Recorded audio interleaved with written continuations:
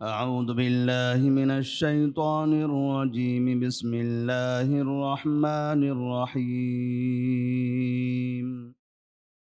قال اهبطوا بعضكم لبعض عدو ولكم في الأرض مستقر ومتاع إلى حين. قال فيها تحيون وفيها تموتون ومنها تخرجون. يا بني آدم قد أنزلنا عليكم لباسا يواري سوآتكم وريشا ولباس التقوى ذلك خير. ذلك من آيات الله لعلهم يذكرون.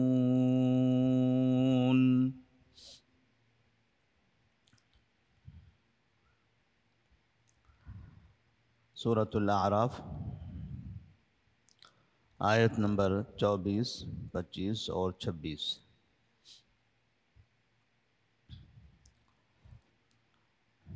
اللہ تبارک و تعالیٰ نے اس سے پہلے کی آیات میں جب آدم علیہ السلام اور حوا علیہ السلام کے جنت میں رہنے کا واقعہ بیان کیا کہ جس وقت وہ جنت میں رہتے تھے ابلیس نے انہیں اس کام کے لیے بہکایا جس کام سے اللہ تبارک و تعالیٰ نے آدم و حوا کو منع فرمایا تھا، اور وہ تھا ایک مخصوص درخت کا پھل کھانا۔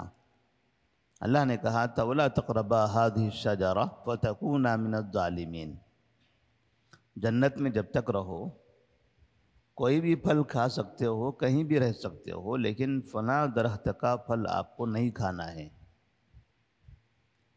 لیکن ابلیس نے آدم اور حوا علیہ السلام کو یہ کہتے ہوئے بہکایا کہ اس پھل کے کھانے سے فائدہ کیا ہے، اور اللہ نے آپ کو منع کیوں کیا ہوا ہے؟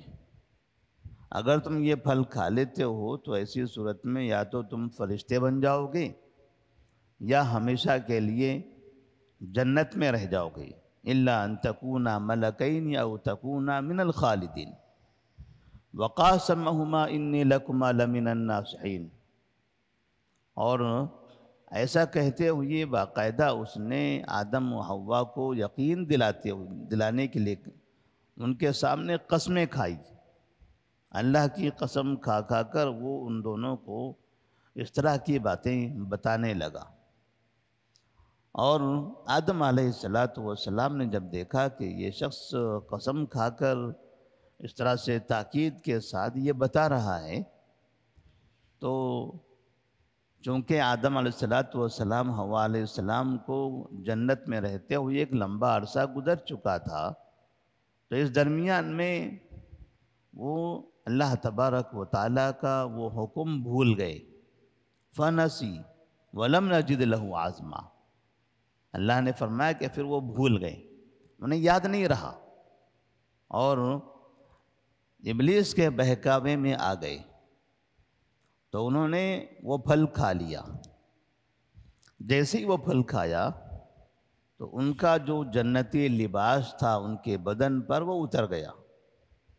فَتَفِقَا يَخْصِفَانِ عَلَيْهِمَا مِنْ وَرَقِ الْجَنَّةِ،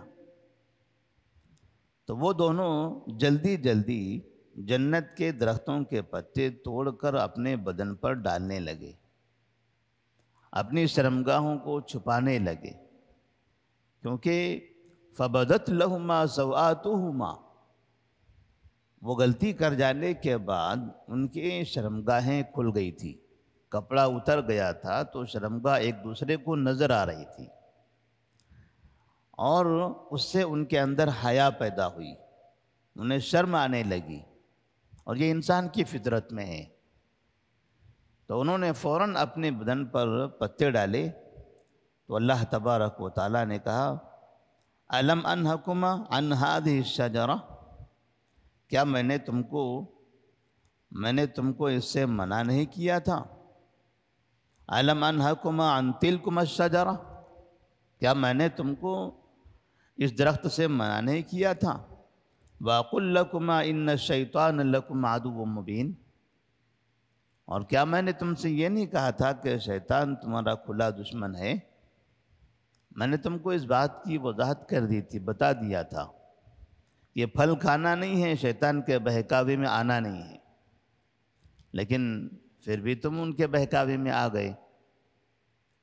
تو آدم علیہ السلام کو یہاں پر احساس ہوا کہ مجھ سے غلطی ہو گئی، تو انہوں نے فوراً توبہ کی، اللہ سے معافی مانگی اور کہا ربنا ظلمنا انفسنا وَإِن لَّمْ تَغْفِرْ لَنَا وَتَرْحَمْنَا لَنَكُونَنَّ مِنَ الْخَاسِرِينَ، اے ہمارے رب، ہم نے اپنے آپ پر ظلم کر لیا، یہ ہم سے غلطی ہو گئی،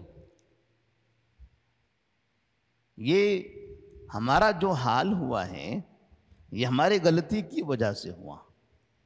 تو نے تو ہمیں جنتی لباس عطا کر دیا تھا اور ہم حیا کے ساتھ، احترام کے ساتھ اچھی زندگی گزار رہے تھے، لیکن غلطی کی وجہ سے جس سے تو نے منع کیا تھا وہ کام کر بیٹھنے کی وجہ سے ہمارا یہ حال ہو گیا کہ ہم ایک دوسرے کے سامنے شرمندہ ہو گئے۔ تو اللہ تبارک و تعالیٰ نے ان کی توبہ قبول فرمائی، انہوں نے توبہ کیا، معافی مانگی، تو اللہ تبارک و تعالیٰ نے ان کی معافی کو قبول کر لیا۔ لیکن اس کے باوجود بھی توبہ قبول کرنے کے بعد اللہ تبارک و تعالیٰ نے آدم اور حوا علیہ السلام سے کہا کہ آپ زمین پر چلے جاؤ۔ اللہ نے توبہ قبول کی اور قبول کرنے کے بعد بھی انہیں جنت سے نکال دیا اور کہا کہ تم دنیا میں چلے جاؤ، زمین پر اتر جاؤ۔ اللہ فرماتے ہیں قَالَ اهْبِطُوا بَعْضُكُمْ لِبَعْضٍ عَدُوٌّ وَلَكُمْ فِي الْأَرْضِ مُسْتَقَرٌّ وَمَتَاعٌ إِلَىٰ حِينٍ۔ اب یہ جنت سے نکل کر زمین پر چلے جانا یہ سزا نہیں ہے، دنیا پر آنا یا دنیا پر بھیجنا اللہ تبارک و تعالیٰ کی جانب سے یہ آدم علیہ السلام کے لیے سزا نہیں ہے، یہ اللہ کا حکم ہے، کیونکہ انہوں نے معافی مانگی، اللہ نے معاف کر دیا، انہوں نے توبہ کی، اللہ نے توبہ قبول کر لیا۔ لیکن اب اللہ تبارک و تعالیٰ یہ چاہتا تھا کہ اب یہ زمین پر چلے جائیں، لہذا اللہ تبارک و تعالیٰ نے ان کو زمین پر اتار دیا اور کہا قَالَ اهْبِطُوا بَعْضُكُمْ لِبَعْضٍ عَدُوٌّ، آپ نیچے اتر جاؤ، یعنی آسمان سے زمین کی طرف۔ بَعْضُكُمْ لِبَعْضٍ عَدُوٌّ، تم آپس میں ایک دوسرے کے دشمن رہو گے۔ جو دشمنی کا مظاہرہ یہاں ہوا ہے جنت میں، آسمان پر، تم دونوں کے درمیان اس طرح کی دشمنی زمین پر باقی رہے گی۔ اہبطوا بعضکم لبعض عدو، تم آپس میں ایک دوسرے کے دشمن رہو گے۔ اب ابلیس کو بھلا آدم علیہ السلام سے دشمنی کیوں ہے؟ کیونکہ اللہ تبارک و تعالیٰ نے ابلیس کو آدم کا سجدہ کرنے کا حکم دیا تھا اور وہ ان کے سامنے اکڑنے لگا۔ اس نے کہا کہ انا خیر من خلقتنی من نار وخلقتہ من طین، میں اس سے بہتر ہوں، تو نے مجھے آگ سے پیدا کیا، اس کو مٹی سے پیدا کیا ہوا ہے۔ اللہ نے ان سے کہا کہ یہ مسئلہ تھا ہی نہیں کہ کون کس سے پیدا ہوا ہے، مسئلہ یہ تھا کہ میں نے تم کو حکم دیا، تم نے میری حکم پر عمل کیوں نہیں کیا۔ مسئلہ یہ نہیں تھا کہ تم بہتر ہو یا یہ بہتر ہے، ہم نے یہ کب کہا تم سے کہ فنا یہ بہتر ہے، تم بہتری کی وجہ سے سجدہ کرو؟ ہم نے کہا سجدہ کرو، یہ ہمارا حکم تھا۔ تو اللہ تبارک و تعالیٰ کے حکم پر تمہیں عمل کرنا تھا. تو اللہ تبارک و تعالیٰ نے اسے کہا کہ جب میں نے تم کو حکم دیا تو تم نے سجدہ کیوں نہیں کیا؟ یہ میرا حکم تھا، تو میرے حکم پر تم کو عمل کرنا تھا. ابلیس وہاں انکار کر بیٹھا اور کہا کہ اس کے سامنے میں سجدہ نہیں کروں گا. تو یہاں سیدھے سیدھے اللہ تبارک و تعالیٰ کے حکم کی نافرمانی تھی. تو اللہ تبارک و تعالیٰ نے اس کو دھتکار دیا. اب ابلیس یہ سمجھتا تھا کہ میں جو اس حالت پر آیا ہوں، یہ رب کی نگاہ میں جو میں دھتکارا ہوا ہوں، اس کی وجہ یہ آدم ہے. اس لیے ابلیس کو آدم علیہ السلام سے دشمنی، اور آدم علیہ السلام کو ابلیس سے دشمنی کیوں ہے؟ کیونکہ آدم علیہ السلام، حوا علیہ السلام یہ تو جنت میں رہ رہے تھے. جنت میں کسی بھی چیز کی کمی نہیں تھی. اس نے جنت سے نکالنے کا راستہ بنایا، اور جس پھل کے کھانے سے اللہ نے منع کیا تھا اسی پھل کو کھانے پر اس نے ابھارا.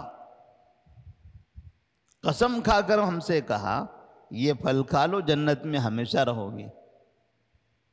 تو ہم جنت میں ہمیشہ رہنے کے لیے وہ پھل کھا لیتے ہیں، اور نتیجہ یہ نکلا کہ ہم کو جنت سے نکل جانا پڑا. تو مسئلہ وہاں یہ نہیں تھا کہ یہ پھل صحیح ہے یا غلط ہے، یہ پھل تو جنت کے اندر ہی ہے. یہاں مسئلہ یہ تھا کہ اللہ کا حکم کیا ہے. اللہ کا حکم تھا پھل نہیں کھانا ہے. آپ کو یہ نہیں دیکھنا تھا کہ اس پھل سے آپ فرشتے بنو گے یا اس پھل سے ہمیشہ کے لیے جنتی بنو گے. اس پھل میں آپ کے لیے فائدہ کیا ہے یہ آپ کو نہیں دیکھنا ہے. آپ کو یہ دیکھنا تھا کہ رب کا حکم کیا ہے. رب کا حکم تھا وہ پھل نہ کھائیں، آپ نے کھا لیا. اب یہ کھانے پر ابھارا کس نے؟ ابلیس نے. اور اس کی وجہ سے آدم علیہ السلام، حوا علیہ السلام کو جنت سے باہر نکل جانا پڑا. تو اللہ نے فرمایا قَالَ اهْبِطُوا بَعْضُكُمْ لِبَعْضٍ عَدُوٌّ، تم سب اتر جاؤ یہاں سے. بعضکم لبعض عدو، تم آپس میں ایک دوسرے کے دشمن رہو گے، مخالف رہو گے. اب یہاں سے جنت میں تم کو تو رہنا ہی ہے، آدم و حوا کو تو جنت میں رہنا ہے، لیکن اس کے لیے رب کی اطاعت کرنی پڑے گی. شیطان کے بہکاوے میں نہ آ کر رب کی فرما برداری کر کے زندگی گزارو، یہ جنت تم کو دوبارہ حاصل ہوگی. یہ جنت تمہارے لیے ہی بنائی گئی ہے، لیکن ایسے آسانی سے نہیں رہنے ملے گا. اس میں اگر رہنا ہے، اس میں دوبارہ آنا ہے، تو ایسی صورت میں اب رب کی فرما برداری کرنی ہے. اب جیسے شیطان کے بہکاوے میں یہاں آ گئے تھے، اب باہر رہتے ہوئے شیطان کے بہکاوے سے اپنے آپ کو بچانا ہے. جیسے تم اس سے بہکاوے سے بچو گے ویسے تمہارا ٹھکانہ جنت بنے گا. تو اس طرح سے جنت تم ملے گی، لیکن یہ طریقے سے کہ شیطان کے بہکاوے سے اپنے آپ کو محفوظ کرنا پڑے گا. اور ابلیس کے لیے، اس کے لیے تو جہنم ہے. اللہ تبارک و تعالیٰ نے کہا تھا کہ لمن تبعک منہم لأملأن جہنم منکم اجمعین، جن کو بھی تم گمراہ کرو گے ان کے ساتھ تم سب کو ہم جہنم میں داخل کر دیں گے.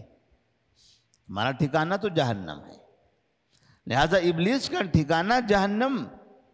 اور آدم کی اولاد میں سے جو بھی ابلیس کے راستے پر چلے گا، اس کی فرما برداری کرے گا، اس کے بہکاوے میں آئے گا، اس کا ٹھکانہ بھی جہنم ہوگا.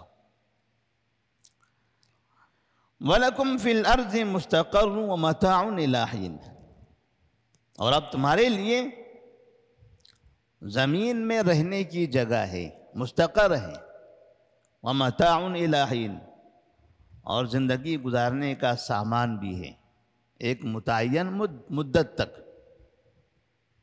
اب تم زمین پر رہو، یہ زمین رہنے کی جگہ، اور رہنے کے لیے جس چیز کی بھی ضرورت ہے وہ سارا سامان تمہارے لیے یہاں مہیا کر دیا جائے گا۔ اب یہ کب تک رہو گے زمین پر؟ آنا آخر دونوں کو اسی جنت و جہنم میں ہے، آخر دونوں کا ٹھکانہ یہی ہے، جنت اور جہنم۔ لیکن اس سے پہلے آپ کو ایک مدت تک زمین پر زندگی گزارنی ہے۔ وَلَكُمْ فِي الْأَرْضِ مُسْتَقَرٌّ وَمَتَاعٌ إِلَىٰ حِينٍ، ایک متعین مدت تک تمہارے لیے زمین میں ٹھکانہ بھی ہے اور نفع حاصل کرنا بھی ہے، فائدہ اٹھانا بھی ہے۔ تو زمین میں رہنے کی جگہ، اب یہاں پر آپ گھر بناؤ رہو، اور جو آپ کے کھانے پینے کی کپڑوں کی ضرورتیں، ساری ضرورتیں اللہ تبارک و تعالی یہاں زمین میں ہی پیدا کرے گا۔ تو اس طرح سے انسان کی جتنی ضرورتیں ہیں اللہ تبارک و تعالی نے زمین پر پیدا فرمائی، کہ وہ ساری ضرورتیں زمین کے اندر سے نکلتی ہیں۔ انسان کا کھانا زمین کے اندر سے نکلتا ہے، انسان کے یہ کپڑے زمین کے اندر سے نکلتے ہیں، انسان کے یہ اطراف کی عمارتیں، یہ بلڈنگیں، یہ گھر، یہ سب زمین کے اندر سے نکلتی ہیں۔ یہ کتابیں، یہ ٹیبل، یہ ساری چیزیں، یہ سب زمین کے اندر سے نکل رہی ہیں۔ یہ زیورات وغیرہ، یہ ساری چیزیں زمین کے اندر سے ہیں۔ تجارت کا سارا سامان زمین کے اندر سے نکل رہا ہے۔ اللہ نے فرمایا اب یہ سب تمہارے لیے ساری چیزیں زمین میں ہیں۔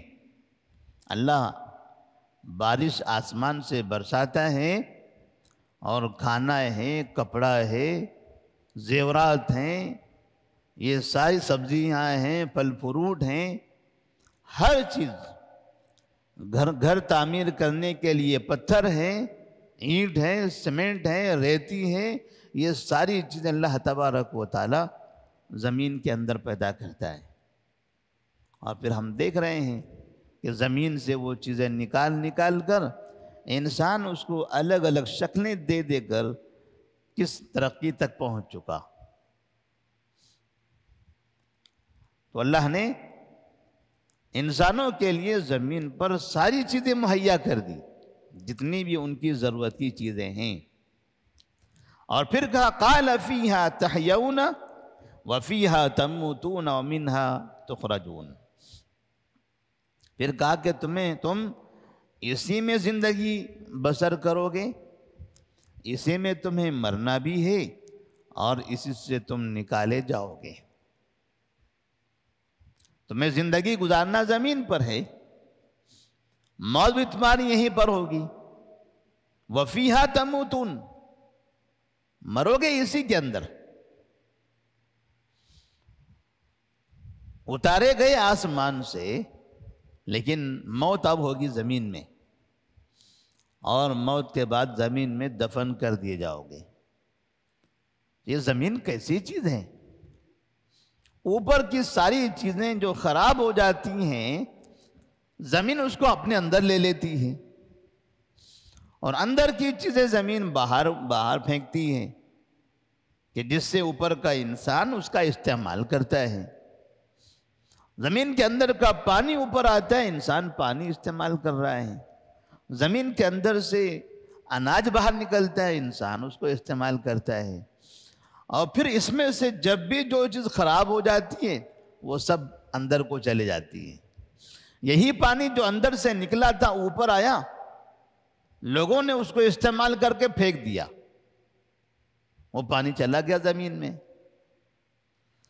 ساری ویسٹ چیزیں، خراب چیزیں زمین اپنے اندر کھینچ لیتی ہے، وہی اس کے اندر اس کا ٹھکانہ وہیں پر ہے۔ اب جب خراب چیزیں اسی جگہ جا رہی ہیں اور اچھی چیزیں وہیں اندر سے آ رہی ہیں، یہ سسٹم کیسے چل رہا ہے؟ یہ کیسے نظام چل رہا ہے؟ گندا پانی زمین میں داخل ہوتا ہے، لیکن جب پانی وہ باہر نکلتا ہے تو وہ گندا نہیں ہوتا، انتہائی صاف شفاف۔ پانی اوپر سڑا ہوا ہو، خراب ہو، بیماریاں آتی ہیں، یہی پانی زمین میں چلا جاتا ہے، اور بعد میں پانی جب زمین کے اندر سے باہر آتا ہے تو وہ پانی انسانوں کی بیماریوں کے لیے شفا کا ذریعہ بھی ہوتا ہے۔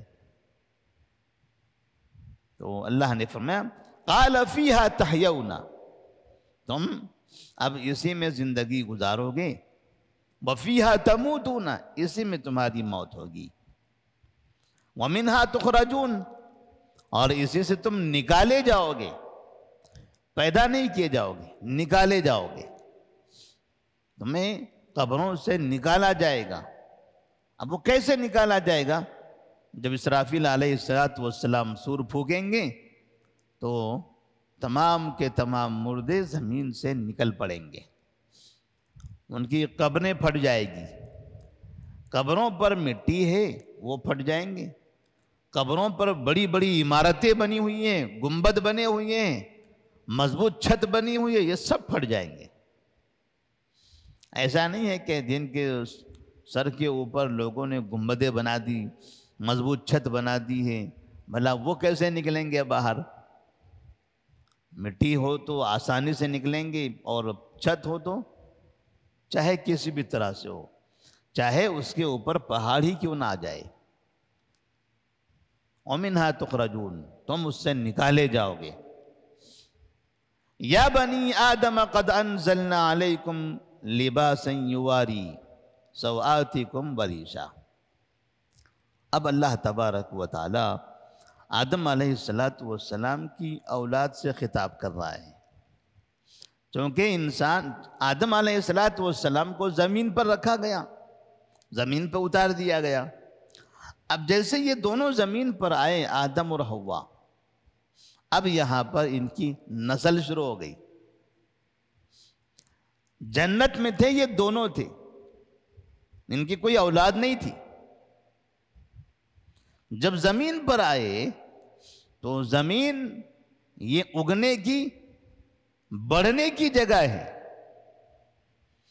آسمان پر تو اللہ جو بنایا وہ ہے، لیکن اللہ نے زمین میں ایسی طاقت بنا دی ہے کہ یہاں پر کوئی بھی چیز اگر ایک مقدار میں ہو تو زمین پر آنے کے بعد اس میں اضافہ ہوتا ہے۔ تو آدم اور حوا جب زمین پر آئے تب یہاں ان کی نسل شروع ہوئی۔ بعض روایتوں میں کہ تقریباً 1000 سال یا 2000 سال آدم علیہ السلام کی عمر رہی۔ اگر ہم 2 مانیں یا 1 مانیں تب بھی آدم علیہ السلام، حوا علیہ السلام جنت میں بھی ایک لمبی مدت رہے ہیں، لیکن جنت میں ان کو اولاد نہیں ہوئی، وہاں ان کے پاس کوئی اولاد نہیں تھی۔ زمین پر آنے کے بعد اللہ تبارک و تعالیٰ نے انہیں ایک وقت میں 2 اولاد عطا فرمائی۔ حوا علیہ السلام حاملہ ہوتی تھی اور ایک وقت میں 2 بچے پیدا ہوتے تھے، جوڑے جوڑے، اور وہ 2 کیا ہوتے تھے؟ لڑکا لڑکی۔ ایک وقت میں ایک لڑکا اور لڑکی ایسے 2 پیدا ہوتے تھے۔ یہ سلسلہ چلتا رہا۔ وہ قابل اور حابل کا جو واقعہ ہم نے سورۃ البقرہ میں پڑھا تھا وہ ایسا ہی ہے۔ ایک مرتبہ میں قابل اور ان کے ساتھ ایک لڑکی پیدا ہوئی، دوسری مرتبہ میں حابل اور ان کے ساتھ ایک لڑکی پیدا ہوئی تھی، اور نظام یہ بنا دیا گیا کہ اب ان دونوں کے یہاں پر جو نکاح ہوگا یہ کراس نکاح ہوگا۔ کراس کا مطلب یہ ہے کہ ایک مرتبہ میں جو لڑکا لڑکی پیدا ہوئے ہیں ان کا نکاح دوسری مرتبہ میں جو لڑکا لڑکی پیدا ہوں گے ان سے ہوگا. تو یہ لڑکے کا نکاح اس لڑکی سے، اس لڑکے کا نکاح اس لڑکی سے، یعنی دونوں کا آپس میں نکاح نہیں ہوگا. جو ایک وقت میں پیدا ہوئے ہیں وہ لڑکا لڑکی کا آپس میں نکاح نہیں ہوگا، بلکہ دوسری مرتبہ میں جو لڑکا لڑکی پیدا ہوئے ہیں ان سے ان کا نکاح ہوگا. اور یہ صرف آدم علیہ السلام کی حد تک رہا، اس کے بعد نہیں. آدم اور حوا علیہ السلام سے جو اولاد پیدا ہوئی صرف یہ سلسلہ انہی کی حد تک رہا ہے کہ ان کی اولاد میں نکاح کا یہ سلسلہ رہا. اس کے بعد دنیا میں ابھی جب بھی انسان سے اولاد پیدا ہوتی ہیں تو ایک ہی ماں باپ سے پیدا ہونے والے الگ الگ وقت میں بچوں کا نکاح آپس میں نہیں کرایا جاتا. اب یہاں پر یہ سسٹم بنا دیا گیا کہ ایک ماں کے پیٹ سے پیدا ہونے والے بچے چاہے آپس میں کتنا ہی فاصلہ ہو، 1 سال 2 سال 10 سال 20 سال 30 سال کتنے فاصلہ کیوں نہ ہو، مگر ان کا آپس میں نکاح نہیں ہوگا. یہ اب آپس میں بھائی بہن ہیں. اللہ تبارک و تعالیٰ نے ان کا نکاح آپس میں حرام قرار دیا. لیکن یہ چیز آدم علیہ السلام کی نسل میں، یعنی ان کے اپنے آدم اور حوا کے درمیان یہ چیز موجود تھی. بعد میں ان کی نسل میں بھی یہ چیز نہیں رہی، صرف ان کے پاس یہ چیز موجود تھی اور وہ کراس نکاح ہوتا رہا. اور جیسے جیسے نکاح ہوا ویسے ویسے وہاں پر پھر اولاد میں اور نسل میں اضافہ ہوتا گیا. یا بنی آدم قد انزلنا علیکم لباسا. اللہ تبارک و تعالیٰ نے بنی آدم سے خطاب کرتے ہوئے کہا، اے بنی آدم ہم نے تم پر لباس اتار دیا، تمہیں لباس کی ضرورت ہے، ہم نے تم پر لباس اتارا ہے. اتارا کہاں سے ہے؟ آسمان سے لباس اتر کر نیچے نہیں آیا، آسمان سے بارش آئی، زمین پر گری، زمین کے اندر سے کپڑا بننے کی، کپڑے کی جو چیزیں ہیں وہ باہر نکلی اور پھر اس سے کپڑا تیار ہوا. ابتدا میں تو پتے ہیں یا دیگر چیزیں ہیں اللہ تبارک و تعالیٰ نے وہ عطا کی، اور پھر آہستہ آہستہ پھر انسانوں نے پھر اس کے کپڑے بنانے شروع کر دیے، اور پھر آج ہم دیکھ رہے ہیں اس کی شکلیں کیا بنی ہوئی ہیں. قد انزلنا علیکم لباسا، ہم نے تمہارے لیے اوپر سے آسمان سے لباس نازل کر دیا ہے. کیوں؟ اس لیے کہ جیسے آدم علیہ السلام حوا علیہ السلام سے غلطی ہو گئی تھی، غلطی کے فوراً بعد جب وہ برہنہ ہو گئے تو انہیں شرم آنے لگی، حیا آنے لگی، اور وہ دونوں آپس میں میاں بیوی ہونے کے باوجود بھی ایک دوسرے سے اپنی شرمگاہ کو چھپانے لگے.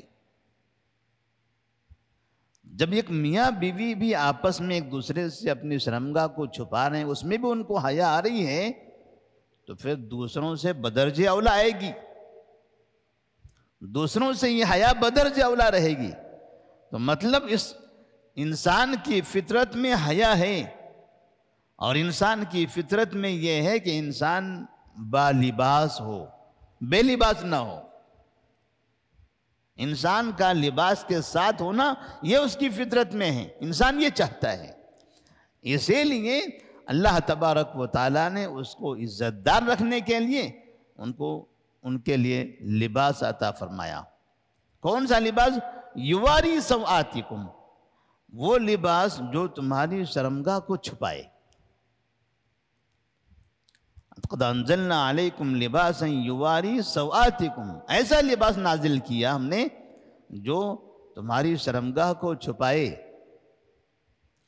وریشا، اور ریش نازل کیا، زیب و زینت والی چیزیں نازل کر دی، یا زیب و زینت والا کپڑا نازل کر دیا. تو کپڑے دو طرح کے ہیں، ایک وہ کپڑا جو انسان کی شرمگاہ کو چھپاتا ہے، اور دوسرا وہ کپڑا جو انسان زینت کے لیے استعمال کرتا ہے۔ تو اللہ تبارک و تعالیٰ نے دو طرح کے کپڑے عطا کیے، تو صرف شرمگاہ کو چھپانے والا کپڑا یہی کافی نہیں ہے انسان کو، بلکہ اس سے زائد کپڑا چاہیے جس سے انسان اپنے پورے جسم کو ڈھانک سکے اور ان کپڑوں کے ذریعے اپنے آپ کو خوشنما خوبصورت ظاہر کر سکے۔ تو زیب و زینت کے لیے اللہ تبارک و تعالیٰ نے پھر ریش بھی نازل کیا۔ اس سے ایک بات یہ سمجھ میں آتی ہے کہ جو لوگ یہ عقیدہ رکھتے ہیں کہ انسان پہلے ننگے رہا کرتا تھا اور پھر بعد میں آہستہ آہستہ اس نے پتوں کا استعمال کرنا شروع کیا، پھر وہ زمانہ گزر گیا تو پھر کپڑوں کا استعمال کرنا شروع کیا، تو انسان کی ابتدا جو یہ بتاتے ہیں کہ انسان ابتدا میں ننگے رہنے کا عادی تھا، تو وہ عقیدہ غلط ہے۔ انسان کبھی بھی ننگے رہنے کا عادی نہیں رہا۔ جو انسان ننگے رہنے کے عادی ہوتے ہیں وہ انسان حیوان نما ہوتے ہیں، وہ انسان کی فطرت کے خلاف ہے۔ ننگے ہونا انسان کی فطرت کے خلاف ہے۔ اللہ تبارک و تعالیٰ نے سب سے پہلے انسان آدم و حوا وہیں سے لباس عطا فرمایا ہے۔ ایسے نہیں کہ آدم و حوا کے بعد 10,000 سال گزر گئے، 2,000 سال گزر گئے، 5,000 سال گزرے تب جا کے لباس آیا، نہیں۔ جیسے انسان دنیا میں آیا ویسے اس کے ساتھ اس کا لباس بھی آیا، اور ننگے رہنے کا انسان کبھی عادی نہیں رہا ہے۔ اب جو انسان ہمیں وہ دکھائی دیتے ہیں یا جن کے بارے میں بتایا جاتا ہے کہ وہ لوگ پہاڑوں میں رہتے ہیں، جنگلوں میں رہتے ہیں، ننگے رہتے ہیں، تو وہ انسان کی فطرت کے خلاف ہے۔ اس لیے ان کی عادتیں جانوروں جیسی ہوتی ہیں۔ وہ انسانوں سے مانوس نہیں ہوتے، وہ جانوروں سے مانوس رہتے ہیں، انسانوں کے قریب نہیں آنا چاہتے، وہ جانوروں کے درمیان رہنا چاہتے ہیں۔ تو وہ حیوانیت ہے، انسانیت نہیں ہے۔ انسان یہ باحیا ہوتا ہے، انسان کے اندر شرم ہوتی ہے، احترام ہوتا ہے، وہ محترم شخصیت ہے، اس لیے وہ لباس چاہتا ہے۔ وَلِبَاسُ التَّقْوَى ذَلِكَ خَيْرٌ، اور ساتھ میں شرمگاہ کو چھپانے والے لباس کے علاوہ انسان مزید زیب و زینت والا لباس بھی استعمال کرتا ہے، اور یہ بھی ہم دیکھ رہے ہیں۔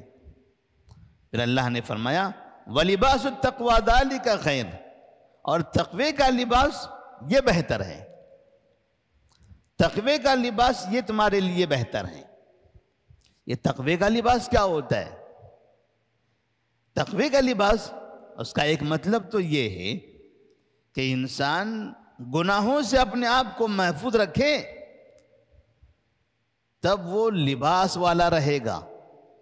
جیسے گناہ کرنے سے، غلطی کرنے سے وہ بے لباس ہو گیا تھا جنت کے اندر، تو ایسے انسان دنیا میں اگر غلطیاں کرے گا، گناہ کرے گا، تو وہ لوگوں کے سامنے رسوا ہو جائے گا، اس کی حقیقت لوگوں کو سمجھ میں آئے گی، اس کی گندگیاں لوگوں کے سامنے ظاہر ہوگی، اور جیسے بے لباس انسان رسوا ہوتا ہے ویسے یہ گنہگار انسان انسانوں کی نگاہوں میں گر جائے گا، رسوا ہو جائے گا۔ اسی طرح سے اس کا ایک مطلب یہ بھی ہوتا ہے کہ انسان ایسے کپڑے کا استعمال کریں کہ جن کپڑوں سے انسان کے جسم مکمل ڈھکے ہوئے ہوں۔ پتلے کپڑے پہننا، تھوڑے سے کپڑوں کا استعمال کرنا، یہ تقوی کے لباس کے خلاف ہے۔ تقوی کا لباس یہ ہے کہ انسان اپنا سارا بدن ڈھانکے، ایسے کپڑوں کا استعمال کرے جو کپڑے اس کے جسم کے لیے ساتر ہوں. اور یہ لباس مختلف بھی ہو سکتا ہے حالات کے حساب سے. جیسے نبی کریم صلی اللہ علیہ وسلم گرما کا موسم آتا تھا تو آپ ڈھیلا ڈھالا ایک الگ قسم کا کپڑا پہنتے تھے. جب سردی کا موسم آتا تھا تب آپ کا لباس الگ ہوتا تھا. اور ہمارا بھی یہ حال ہے. جب گرما کا موسم ہوتا ہے تو ہم گرما کے موسم میں جو لباس پہن کر پھرتے ہیں سردی کے موسم میں ایسے نہیں پھرتے. سردی کے لیے ہم کچھ اضافی الگ کپڑے استعمال کرتے ہیں تاکہ ہمارے بدن کو سردی نہ لگے اور اس طرح سے ہمارا جسم محفوظ ہو, جسم کو تکلیف نہ ہو, جسم کے اندر بیماریاں داخل نہ ہوں. تو ہم سردی میں الگ الگ کپڑے استعمال کرتے ہیں. جب بارش آتی ہے تو بارش کے لیے الگ کپڑے استعمال کرتے ہیں. تو یہ الگ الگ کپڑوں کا استعمال کرنا یہ جائز ہے. اور یہ کپڑا انسان کی شرافت کے, انسان کے احترام کی علامت بھی ہے. اچھے کپڑے سے انسان محترم ہوتا ہے. اچھا کپڑا پہننے سے دیکھنے والوں کی نگاہ میں وہ انسان معزز بن جاتا ہے اور لوگ اس سے جب کلام کرتے ہیں تو احترام سے بات کرتے ہیں. اور اچھا پہن کر بیٹھنے والا, چلنے والا انسان اسے وہ اپنی نگاہ میں بھی محترم ہو جاتا ہے. اور جو انسان خراب کپڑے پہنے تو وہ خود بھی اپنی عزت نہیں کرتا, دوسرے بھی اس کی عزت نہیں کرتے. اسی لیے اچھا لباس یہ بھی تقویٰ کا لباس ہے کہ خوبصورت لباس پہنے جائیں, اچھے لباس کا استعمال کیا جائے, اس سے تمہاری دنیا میں عزت ہوگی. تو یہ لباس عزت کی چیز بھی ہے. وَلِبَاسُ التَّقْوَى ذَلِكَ خَيْرٌ ذَلِكَ مِنْ آيَاتِ اللَّهِ لَعَلَّهُمْ يَذَّكَّرُونَ. اللہ پھر فرماتے ہیں آخر میں کہ یہ اللہ تبارک و تعالیٰ کی نشانیوں میں سے ہیں. یہ سب اللہ کی نشانیوں میں سے ہیں. کیسے یہ سب انسان کے عزت اور وقار کو باقی رکھتے ہیں. انسان تو اپنی جگہ پر, پھر ان کے لیے الگ سے اللہ نے لباس اتارا, اور یہ لباس کیسے انسان کو ذلیل کرتا ہے اور کیسے انسان کو محترم بنا دیتا ہے.